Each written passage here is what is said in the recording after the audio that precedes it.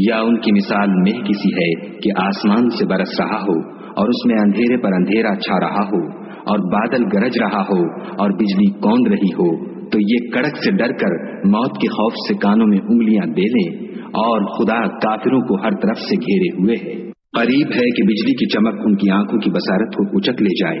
जब बिजली चमकती और उन पर रोशनी डालती है तो उसमें चल पड़ते हैं, और जब अंधेरा हो जाता है तो खड़े के खड़े रह जाते हैं। और अगर खुदा चाहता तो उनके कानों की सुनवाई और आंखों की बिनाई दोनों को जायल कर देता। बिलाशुबा खुदा हर चीज पर कादिर है।